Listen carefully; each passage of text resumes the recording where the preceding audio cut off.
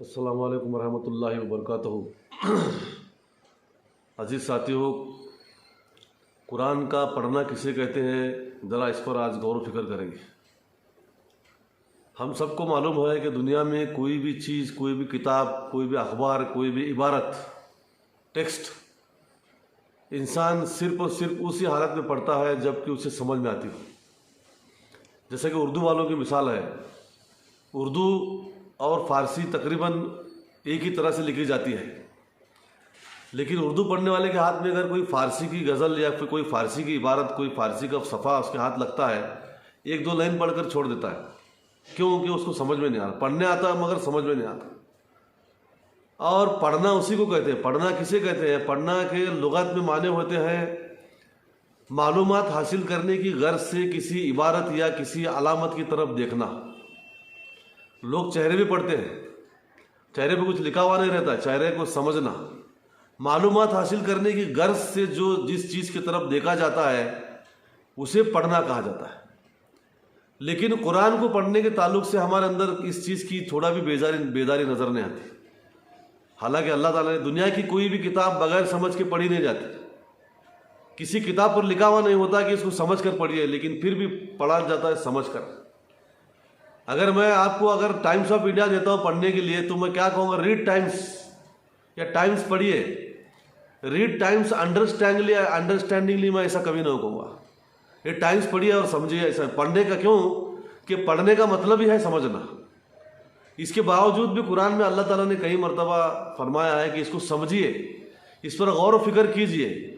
लेकिन अफसोस की बात है कि हमारी उम्मत जो है, खास तौर से इंडिया, पाकिस्तान, बांग्लादेश के लोग, बर सगीर एशिया की जो है गल्फ़ को छोड़कर समझने के लिए तैयार नहीं कुरान को, ऐसे ही पढ़ रहे हैं। और उसके लिए जो लफ्ज़ इस्तेमाल किया जाता है तिलावत, तिलावत के एक माने होते हैं फॉलो, टू फॉलो, पीछे पीछे चलना। हम कहाँ फॉलो कर रहे हैं कुरान को? समझने का मतलब भी होता है, मतलब फॉलो करेंगे, फॉलो उसी वक्त करेंगे जब समझ में आए। हम ना उसके माने समझने को तैयार हैं, ना उसका मफहूम समझने के लिए तैयार हैं, सिर्फ पढ़े जा रहे हैं। अल्लाह ताला ने बयान फरमाया कुरान में सूरतुल कमर में 4 मरतबा, लक़द यस्सरनल कुरान लिज़्ज़िक्रि फ़हल मिन मुद्दकिर, कि कुरान को बेशक हमने इस कुरान को समझने के लिए आसान बनाया है, कोई है समझने वाला? लेकिन हमें तो ये बताया जा रहा है कि ये बहुत मुश्किल किताब है। अल्लाह ताला फरमा रहा है 4 मरतबा आसान है, लेकिन हमारे यहाँ के लोग जो है कह रहे हैं कि मुश्किल किताब है। गोया कि वो लोग अल्लाह पर झूठ बांध रहे हैं, इफ्तिराबाजी कर रहे हैं। कुरान में 10 मरतबा बयान फरमाया गया है, वमन अज़लम मिम्मन इफ्तरा अलल्लाहि कज़िबा, उससे बड़ा जालिम कौन है जो अल्लाह पर झूठ बांधे।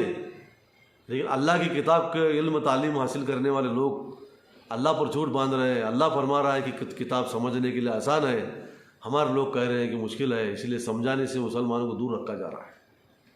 हो क्या रहा है, एक मिसाल देकर बताता हूँ आपको। हर उर्दू पढ़ने वालों को जो है अरबी समझ में आती है, पढ़ सकता है अरबी बगैर आराब के, बगैर ज़ेर ज़बर की जो अरबी है वही उर्दू है। समझिए, अगर सऊदी अरब में कोई इंडिया से ड्राइवर चला गया ट्रक में काम करने के, ट्रक ड्राइविंग के लिए, और वो एक ड्राइविंग करते जा रहा है किसी सड़क पर अंदर जंगल के अंदर, और वो लेफ़्ट टर्न है, और लेफ़्ट टर्न के आगे वहाँ पर एक ब्रिज है, बहुत ही जो कमज़ोर हो चुका है ब्रिज, और वो ब्रिज इतना कमज़ोर हुआ है कि अभी उस पर कोई गाड़ी गई तो वो टूटने वाला है, टूट सकता है।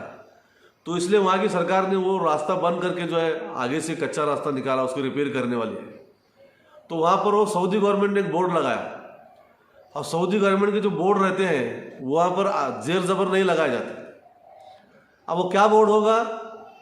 ममनू दौरान लिश्शिमाल। हर उर्दू का पहली दूसरी पढ़ा हुआ बच्चा भी वो पढ़ सकता है।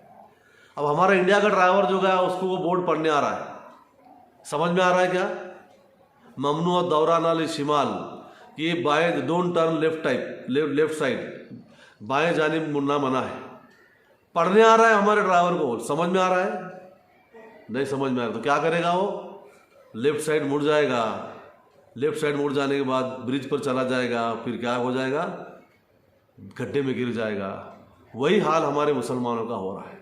कुरान में बताया गया क्या करना चाहिए, क्या नहीं करना चाहिए, कितना करना चाहिए, कितना नहीं करना चाहिए, कब करना चाहिए, कब नहीं करना चाहिए, ज़्यादा से ज़्यादा कितना करना चाहिए, कम से कम।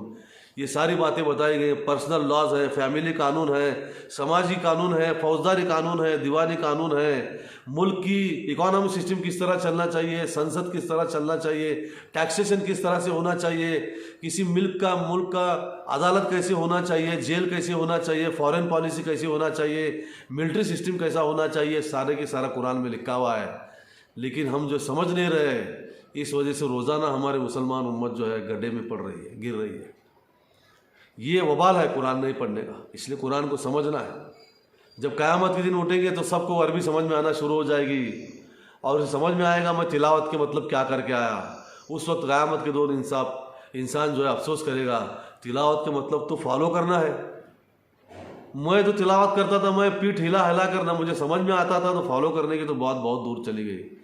तो हाय अफसोस, क़यामत के दिन कुछ पछताना काम नहीं आने वाला।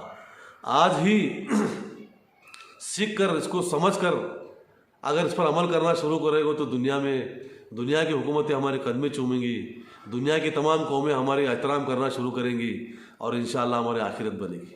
इसके बाद कुरान को सुनना किसे कहते हैं वो अगली वीडियो में इंशाअल्लाह मैं बताऊंगा। और मज़ीद वीडियोस देखने के लिए हमारे साथ जुड़िए हमारे यूट्यूब चैनल किताब और सुन्नत से, और फेसबुक पर कलाम फाउंडेशन ग्रुप है और फेसबुक पर हमारा पेज है किताब और सुन्नत, इससे जुड़िए। सदक़ल्लाहुल अज़ीम।